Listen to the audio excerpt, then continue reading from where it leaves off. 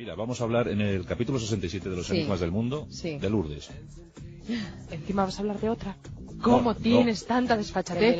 De los milagros de Lourdes. Ah, que encima... ¿Y dices encima que va a ser un milagro? De verdad, no tienes vergüenza. Bueno, por lo menos es un misterio. Sí, sin resolver. Eso, a estas horas está bien. Sí.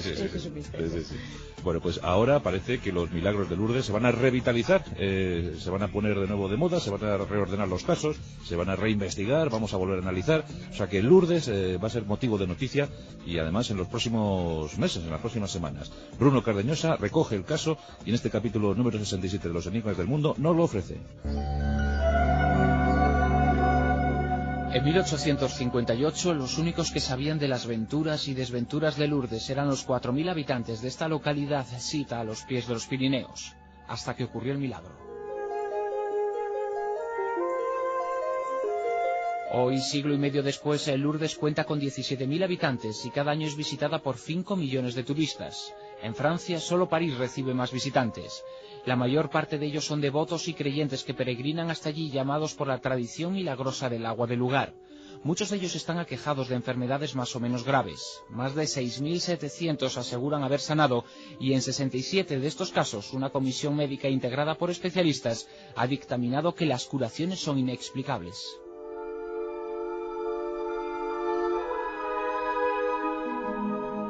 Esta aventura tiene una protagonista. Se llamaba Bernadette Soubirous, arrastrada por una vida plagada de dificultades. La pobreza de su familia le hizo crecer entre enfermedades.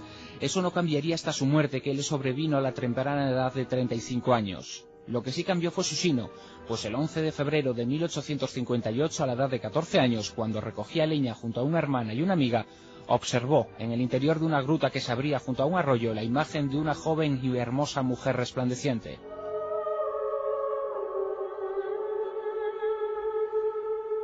Al cabo de unos días volvió al lugar y de nuevo la señora apareció. Se le presentó como la Virgen. En aquellos primeros episodios de los acontecimientos de Lourdes, el escepticismo de sus vecinos fue la norma generalizada. Todo empezó a cambiar cuando muchos de ellos acompañaron a la gruta a la joven, que caía en éxtasis de rodillas mientras hablaba con alguien que solo ella observaba. En una de aquellas apariciones, la Virgen supuestamente le dijo que el agua que de allí brotaba curaría a la gente. A cambio, solo pedía que se construyera en aquel paraje una ermita en su honor.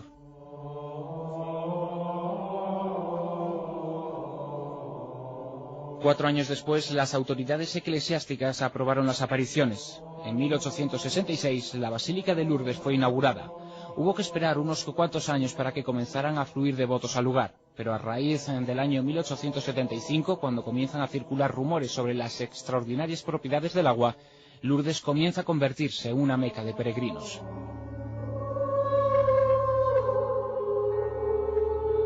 En 1883, con objeto de seguir y comprobar todas las curaciones que se producen allí, se crea la llamada Oficina Médica de Lourdes, formada por una veintena de especialistas en diversas áreas. Sus miembros analizan toda la información sobre los presuntos milagros.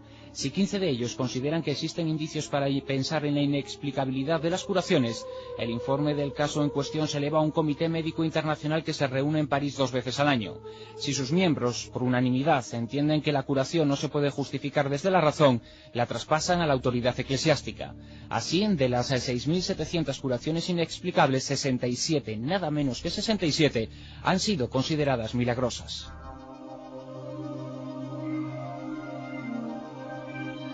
Los requisitos para que una curación sea aprobada son muy exigentes. Para ello tendrá que ser instantánea y la enfermedad debe ser grave o mortal. Tiene que certificarse médicamente que el paciente no puede haber sentido previamente signos de mejoría. También debe demostrarse documentalmente que el tratamiento al que el enfermo se había sometido previamente había fracasado. Y por supuesto, la comisión sigue desde la curación la evolución del enfermo, teniendo que comprobarse que dicha sanación es permanente y total. El último en superar todos estos severos controles es un tornero de 58 años llamado Jacques Salon. Llevaba 16 años en una silla de ruedas. Tras viajar a Lourdes por segunda vez, sanó, recuperando toda su movilidad.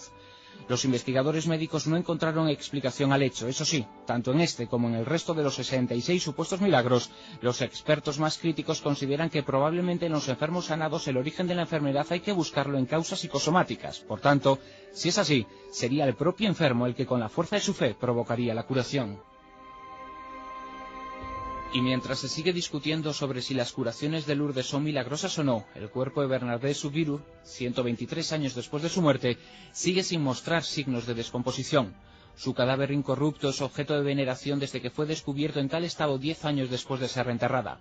Aquello acabó por elevarla a los altares en 1933. Ya nadie puede frenar hoy la veneración hacia la Virgen de Lourdes. No obstante, hoy mismo, nada menos que 15.000 personas se han acercado hasta allí armadas de esperanza y fe, esperando un milagro que, desgraciadamente, solo protagonizan unos pocos elegidos.